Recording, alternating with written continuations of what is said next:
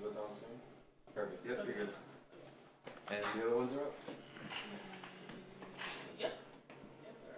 Here we go.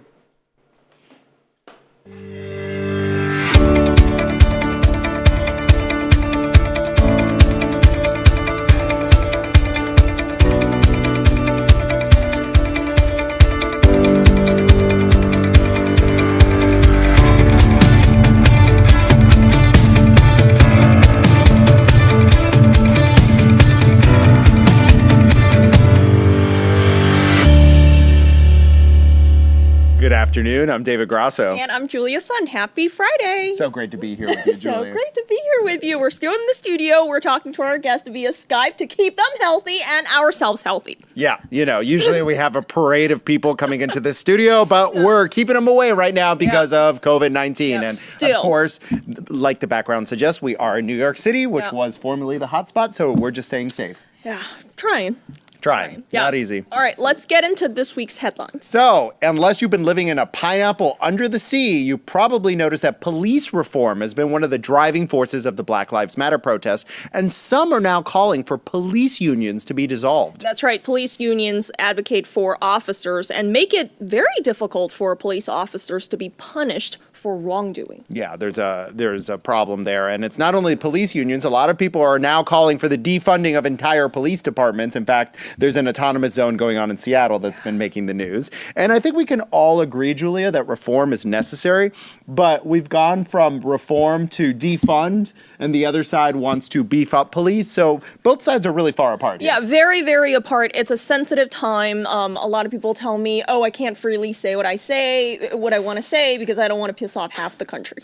Yeah, and I think we're in that boat, folks. You know, like we don't want to piss off half the country. I did tell our producers before we came in, which is last week when we were talking about the Black Lives Matter movement, I've seen some comments on our show, on this very show, that says you guys in the media are part of the problem because you guys are complicit.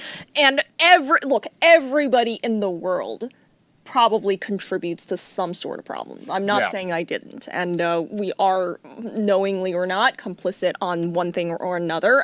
But I have stated for the record that I think Black Lives Matter. I support my Black employees. I enjoy working with them very, very much. In fact, one of the producers for this show, she is super competent, and we love working with her. She is African American. Yep. In fact, her family's from Jamaica and Guyana, and she is a strong Black lady. But anyway, and these are all really touchy issues. And in fact, someone else ended up in the spotlight because everyone feels like they can just freely announce on social media how they feel. And someone prominent went down this week for doing exactly that. And one of, more than, just one person, but the one we want to talk about, CEO of CrossFit, his name is Greg Glassman. He stepped down after making some quite insensitive statement about George Floyd. Yeah, and it was really shocking. In fact, I have a friend who runs a CrossFit, franchise, and he was telling me that he was very shocked by it. So, it was something that, when you're in the corporate land, you have to be a bit more buttoned up. Even if you feel a certain way, which everyone is entitled to feel however they'd like, you probably should be careful with your Twitter account. Especially you're a public figure. Yeah, you're of heading course. something that big. Yeah, and meanwhile, other prominent people have been weighing in. One of those people is Reddit co-founder Alexis Ohanian, who is, of course, married to Serena Williams. Yeah. And he stepped down from Reddit's board and encouraged them to add a Black person to the board. Yeah, see, for now, they agreed and added Michael Sable. He is the first African-American CEO of startup accelerator Y Combinator. What do you think about that? Well, I'm a big fan of the couple. I've been a fanboy of their daughter's name is Alexis as well, because it's one of those, gender neutral names. And I think that, the way Alexis explained it is that if he doesn't take action, he's going to have trouble explaining it to his Black daughter someday. Okay. So I thought that was really sweet. I think they're a very sweet couple. They live in Florida. So I'm from Florida. Near you? Yes, they live in Palm Beach Gardens. And, I think that they, kind of represent the new America, and I think Alexis is trying to do the right thing. Yeah, I think so. Yeah. So let's get right into our first conversation with Charlene Wheeless. She's a communications expert, and Steve Nson, who's a friend of Bold TV, founder of AnySizeDeals. How are you both doing? We're doing great. Thank you. Hey, welcome, guys. See, right now we're having this conversation, in our personal lives and at workplace about race. How do we have a constructive conversation about this very touchy topic? Right. Well, it's certainly difficult for people to take on. And, I've been giving people different pieces of advice saying, it's okay to reach out to your friends and to tell them that you're thinking about them and that it's okay. But if someone wasn't your friend before this happened, don't pretend that they're your friend now, because that just becomes a little bit more offensive. But get comfortable with having uncomfortable conversations.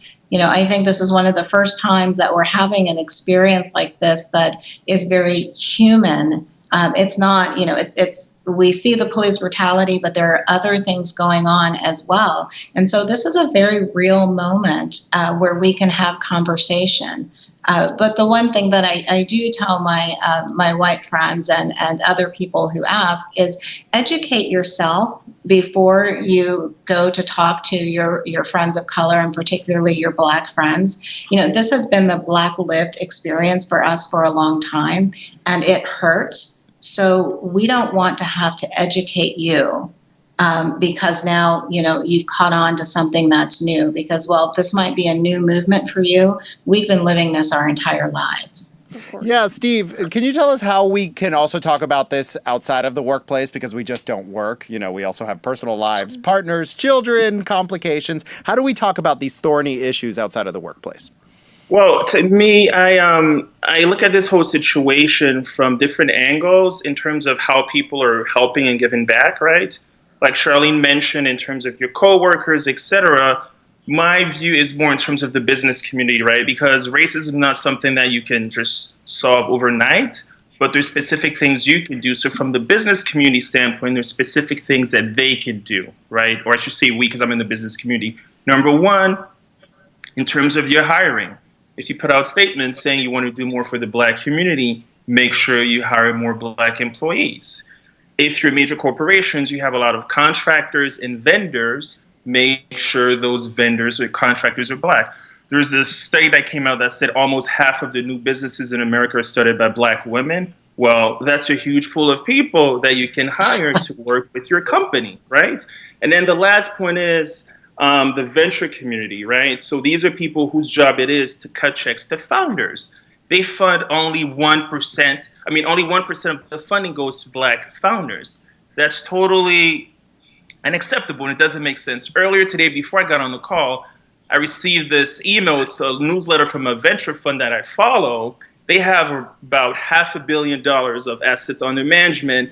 And their statement was, we care about Black people. We're going to donate to the NAACP. My thought was, it's great that you donate to them, but you're an investor. You cut checks. Yeah. You say, we're going to spend X amount of dollars towards Black founders. That's, to me, is what the business community can do to actually make a difference, because an individual with their own biases, like, you can't fix that, I can't fix that.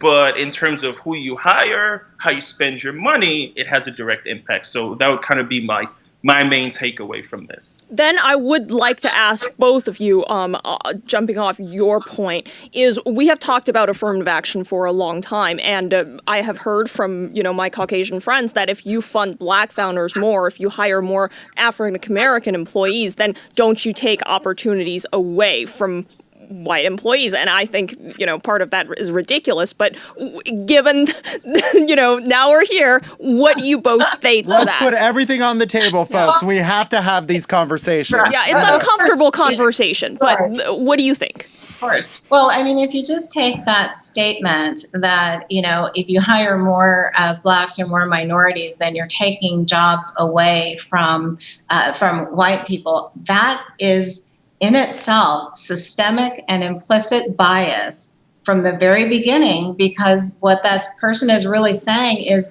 the Black person is not qualified, but they're going to get the job because they're Black, and they're taking it away from the white person who we are just going to assume is qualified. right? I mean, I know really smart Black people, and I know really smart white people, and I know really stupid people from both races, right? So you can't say that, it's like the same female male thing. Oh, you took my job away. Well, if I'm qualified, I didn't take your job away. I took the job I was supposed to have. Yeah, that's very interesting, Charlene. And it's one of those things that conversation's already been framed for us by the language that we use when framing the question. It's a very good point.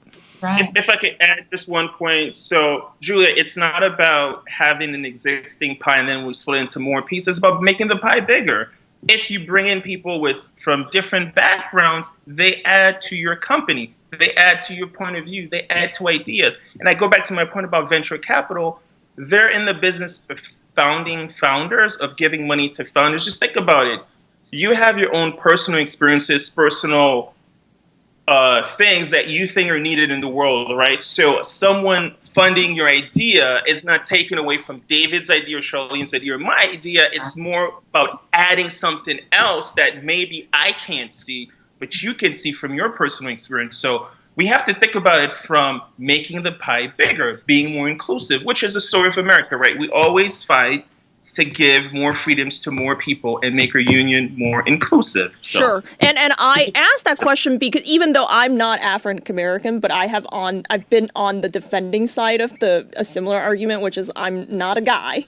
But I go for jobs that, that are overwhelmingly men, in industries and et cetera. Or, I want to get into a really good school and they say, oh, well, you take away somebody else's quota. So I felt the way you put it was really good. Yeah, and I think it's really important what Steve said, to have that mindset that we need to grow the pie. This whole idea, this scarcity mindset of just, someone else is taking my job because of affirmative action. That's not the case at all. And especially as it pertains to college admissions, that's way overblown. So I think it's really important to clear the air on that. So on that note, thank you both for taking the time to have this important conversation, and all the best to you and your families. Great. Thank you, Yeah, David. thank you for coming on. Good luck to you guys. Thanks. Bye-bye. All right. Yeah, what's interesting is, especially this year with Harvard and the lawsuit that was going on, that they were, Asian Americans feel discriminated against with admissions. It's really important to have these conversations. Yeah, it's a hard conversation. It's hard. I don't think any of these have easy answers, And unfortunately, these are the conversations that occur whether we like them or not. Yeah, and what I often hear is it's not like nobody wants to have a growth mindset. Of course, it's great if we can increase the overall size of the pie. Wouldn't it be nice if Harvard can admit 1 million people? Then it wouldn't be Harvard, but it would kind of lose. Wouldn't it be nice? But what I hear from other people over and over is, yeah, it would be nice, but it's just not. We're not going to increase it overnight. Maybe in 5, 10, 15 years, we can make a significant change. But overnight, hey, it's either you or me. So, yeah. You know what really broke my heart on this, honestly, is I have a friend from Harvard. I went to Harvard. I've said that. And she is Nigerian. Yeah. And one day she told me, she was one of the smartest people in my class. And one day she told me that people would come up to her and say, oh, you got here because of affirmative action. And it really broke my heart that she had to defend herself, especially when this lady was one of the smartest people in my class. So that to me was like, oh my God, like, I can't believe you even have to respond to that. Yeah. But she is expected to respond. Like, if you don't say anything, like other people, oh yeah, you just agree. I don't know if I'd be willing to respond to that. Yeah. So anyway, our next guest is here to talk about brand storytelling. Miri Rodriguez. She's going to tell us how we can build a brand while owning our culture, which is very important. Yeah. How you doing? Hey.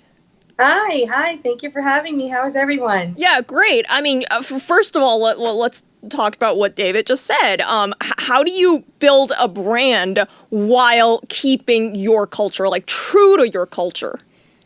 Yeah, you build it with your origin story. That is the story, where you came from, your lived experiences.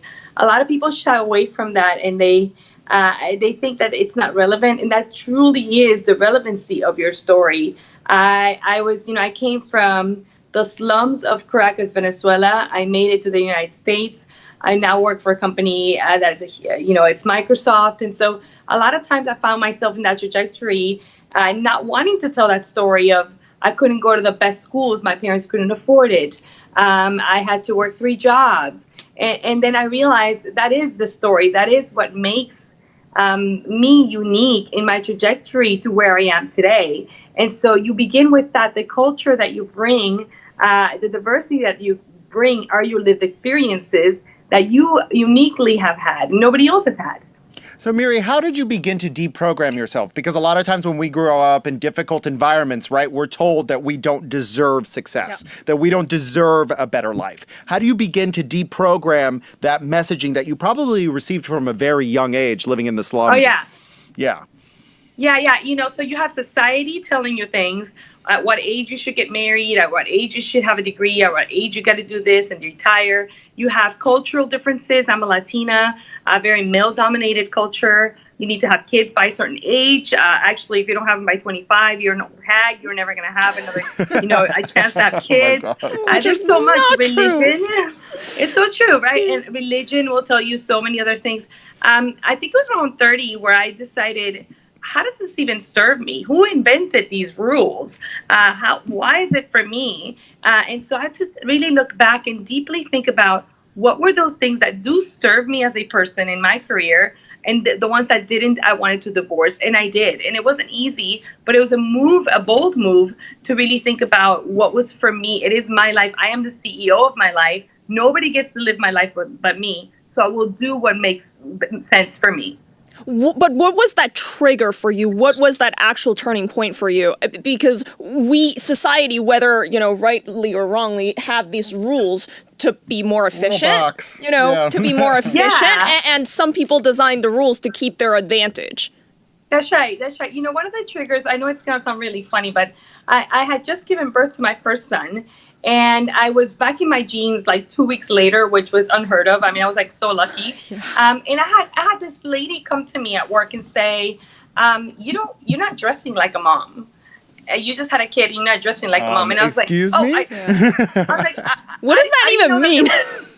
What does that even mean? What is that? I'm like, what does that even, like, is there wardrobes for moms? I guess you're no longer allowed to be attractive because you're a mom now. I mean, is that what she was? Yeah. And I asked, what does that mean? And she said, well, khaki pants and a white shirt. That was exactly her answer.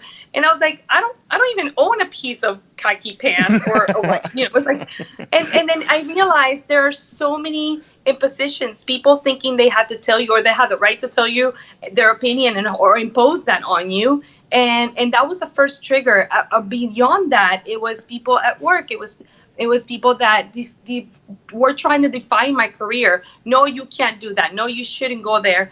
No, you don't have enough of this. And I was like, well, how do you know? Like, why are you telling me what I should or shouldn't be doing? So it actually made me more empowered to try things and say, well, thanks for saying no. I'm going to go try it now and figure it out on my own. So there's not a lot of Hispanic people in tech, even though California, every other person speaks Spanish. Yes. And in fact, California, of course, has a rich history. Used to be part of Mexico, in case everyone forgot, all the place names, San Diego, Rancho Santa Margarita, all of these. So amidst all this Hispanic culture, and basically Mexican food is the number one cuisine in California, right? Best. Yeah, the best, right? How are there not a lot of Hispanic people in the tech sector? Especially not Hispanic women. Yeah, especially that. Why is that?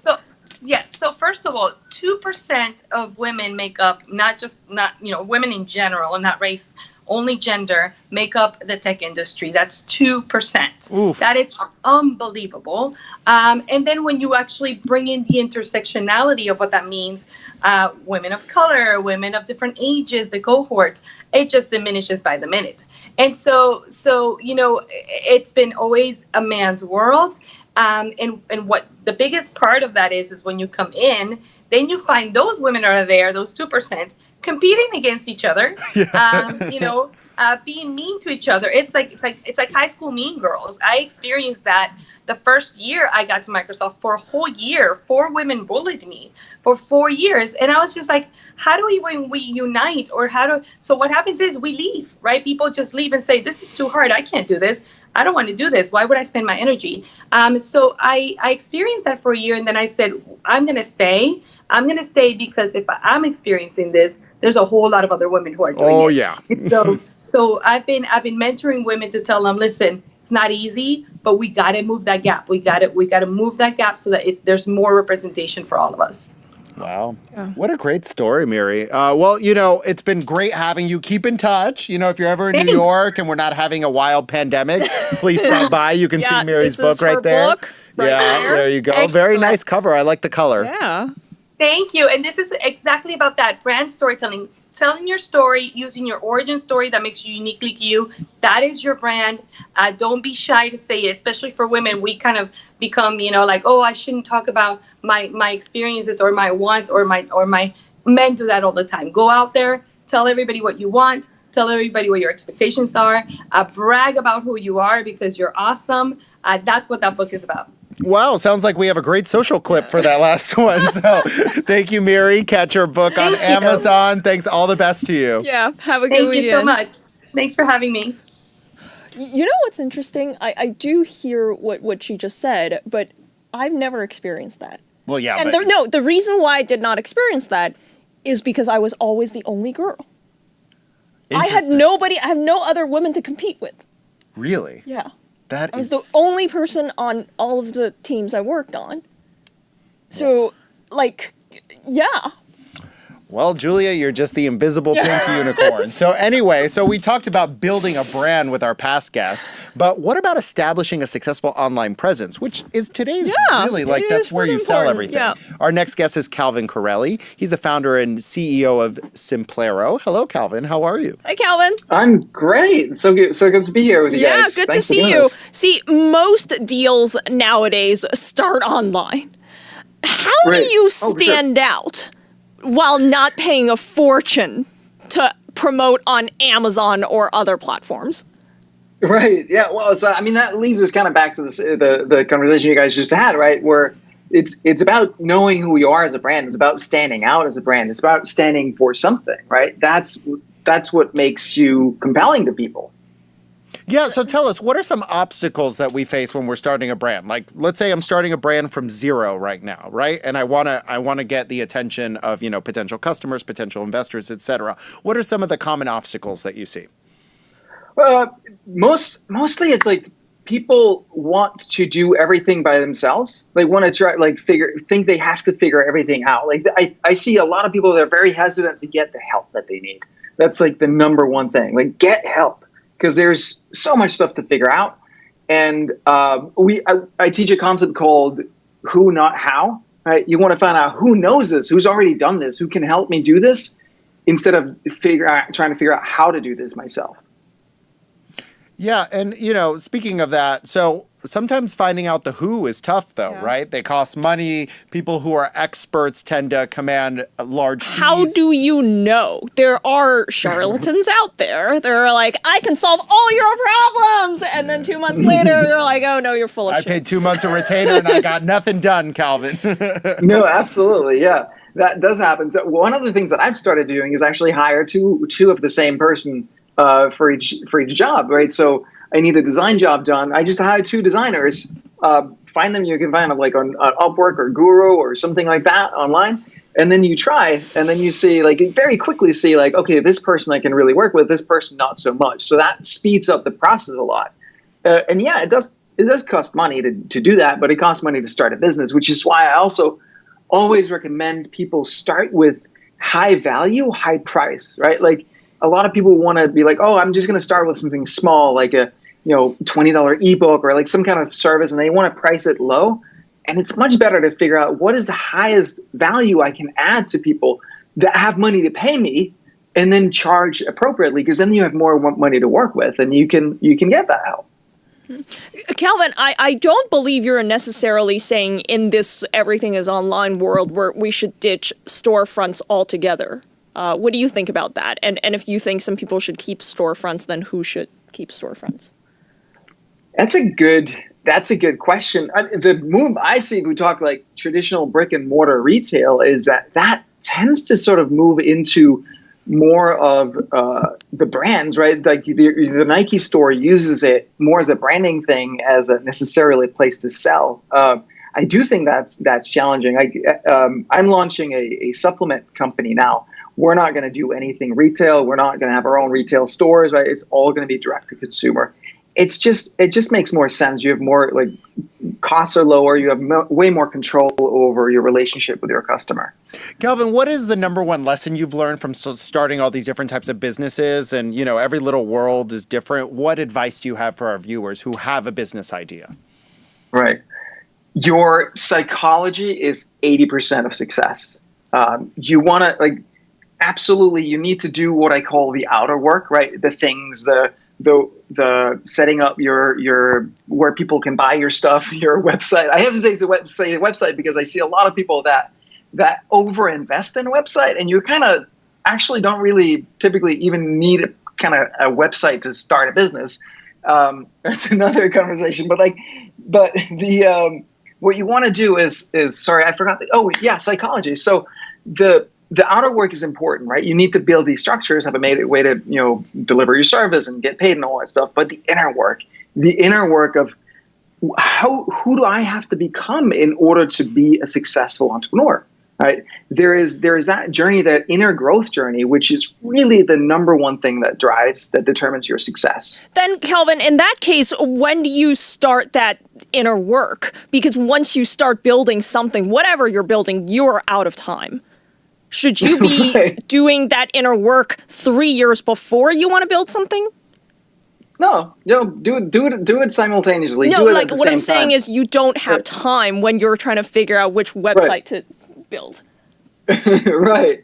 You have to make time. You have to make time for that inner work as well, because that is the thing. It's kind of like, if you're always busy doing low level tasks, then you're not going to have time to work on these higher level strategic things that you need to do for your business. So you have to find the time to do the strategic work. You have to find the time to do the inner work as well. It's going to make you faster. It's going to pay off very quickly. Next week, you're going to feel it, right? You feel it right away when you do that. Well, Calvin, thanks for the information. Has anyone ever told you look like Joel McHale? Yeah. Have not heard that one. No. But thank Do a you. little bit. He does. You're probably not 6'7", but anyway, thank you so much for your time. Beautiful camera there, by the way. Beautiful Yeah. background. Yeah. Thank you, guys. You're awesome. Thank you. Absolutely. Keep All in right, touch. Have a good one. So, starting a business isn't easy. Of course not. It's always very Starting much. anything. I mean, breaking a habit is hard, never mind starting a business. Yeah. I've been trying to do more planks and push-ups. It's not easy during this pandemic.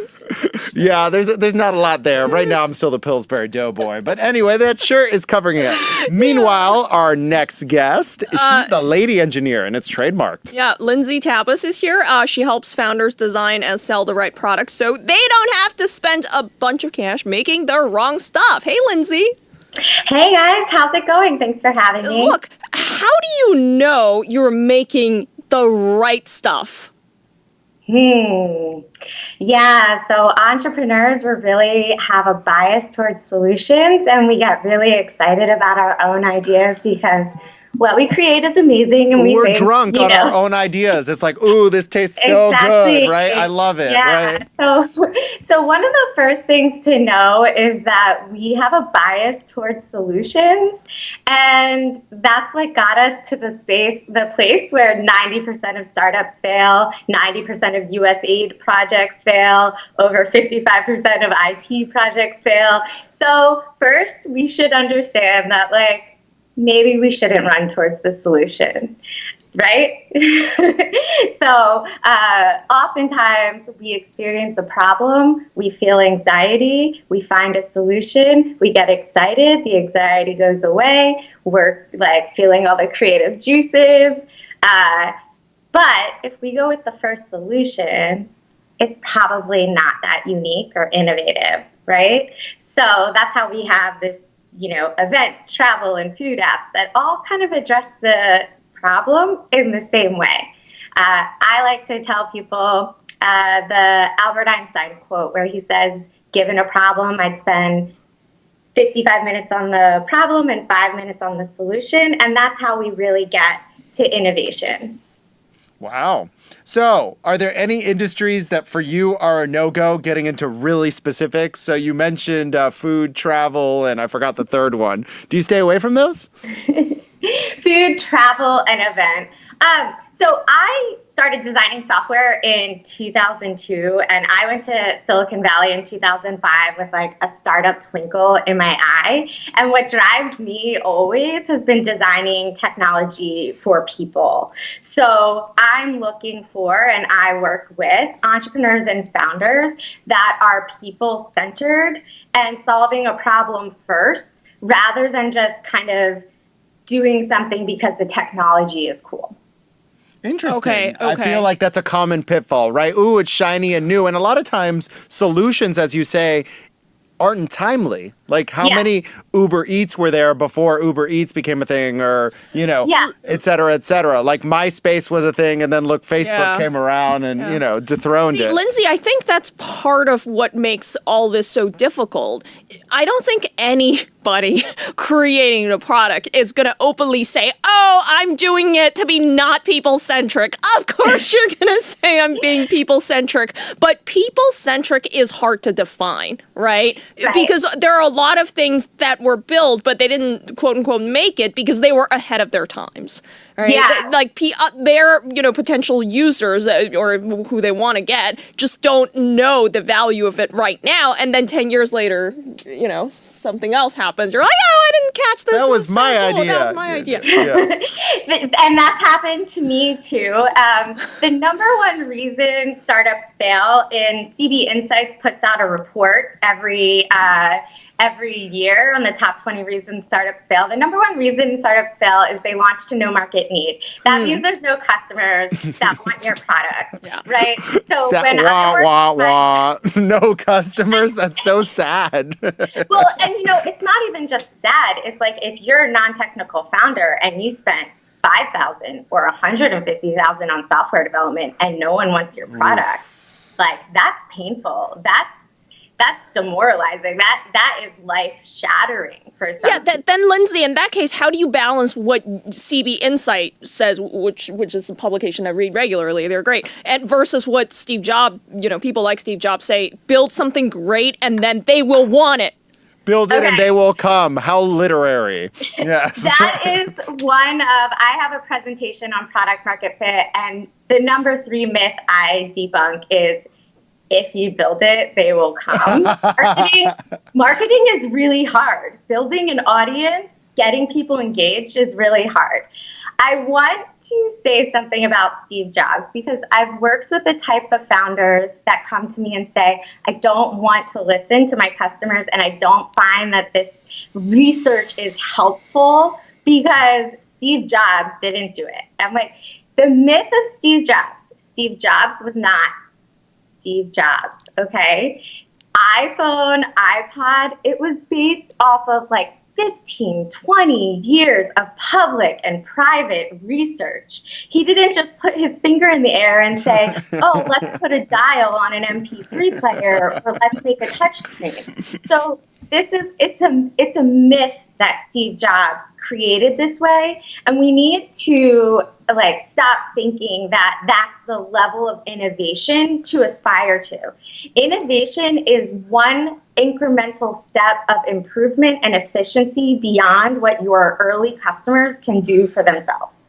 Yeah, you're describing Elizabeth Holmes and Theranos, because she was like that, right? Innovation at all costs. Wear the black turtleneck because that's what Steve Jobs did, and never mind the consequences. Progress at all costs. It's very damaging. Yeah, and the industry I grew up in, I was raised by men who started their career in Bell Labs and IBM research, but I'm also an elder millennial. So that industry though, there's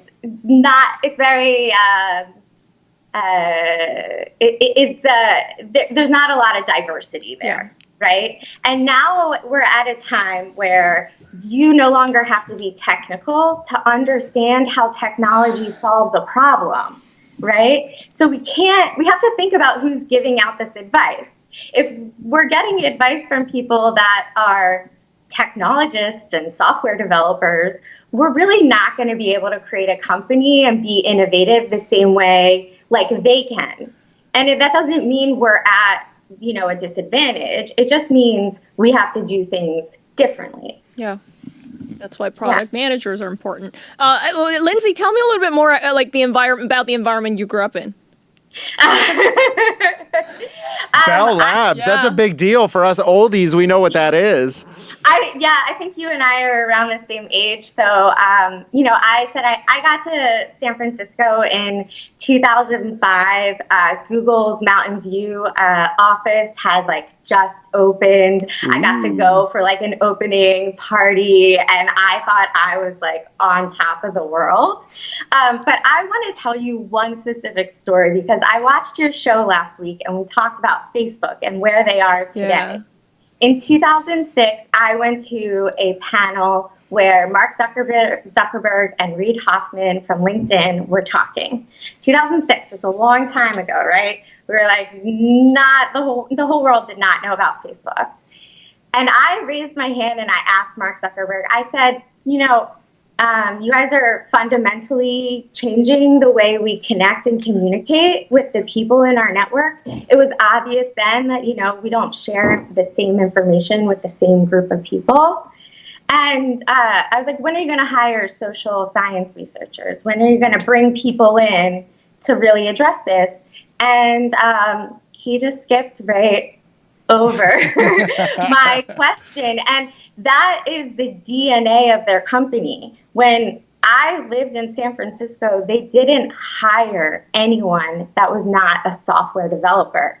They didn't hire any researchers until 2010, right? So the first 5 years of my career, people didn't think someone like me that sat between the customer and the engineers had value at the early stages of a company. And we can see how that attitude and that reluctance to bring on people with those softer skills still affects the DNA of the company, of Facebook. It's the same at a lot of large companies, same with Google. The software developers, they run the show, even if there are user interface designers and user experience researchers. So things are changing. We need entrepreneurs that start with a problem to solve and not with a cool technology that they just want to experiment with. Yeah, Lindsay, which year were you pardon the term, a real engineer?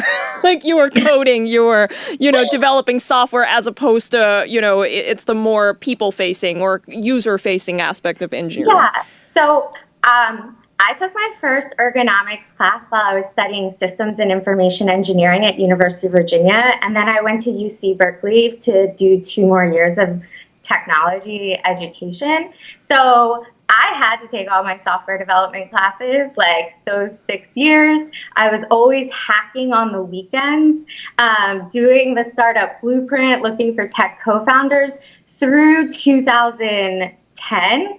I'd say my entire career, I've used my technical skills, particularly my understanding of database management, object-oriented programming to collaborate effectively with software developers. But I've never been a software developer has been the reason I was getting paid, if that makes sense. Yeah, that makes sense. Yeah. Well, Miss Lady Engineer, Julia, we kept you on for double your time, so you got a lot of chance to talk. But we love having you. Please keep in touch, and thank you for all your insight. Yeah, we'll do. Thanks, thank you for calling in, Lindsay. Bye. So that's fascinating. Yeah. The social networks didn't hire anyone with soft skills. 2006. To 2010. That sounds very much on point. Yeah, but all these problems that we have online now that we're finding out that social networks divide us, they don't unify us, and there's all sorts of consequences in politics, the way we interact with each other, et cetera, et cetera. So we experimented with the world using only people like you, Julia. I wouldn't say only people like me. Back then, maybe. Julia's an engineer, but she also has lots of soft skills, as we're seeing. That's the end of our show. Yes, that is the end of our show. I would have to let you go. Yes. Okay. Follow us on Instagram, Twitter, and Facebook. Don't forget to get our Amazon Fire TV app. And of course, don't forget to subscribe to our YouTube channel. All of these segments are featured there, and you can find them. They're all split up. We will see you back here next week. Have a great weekend.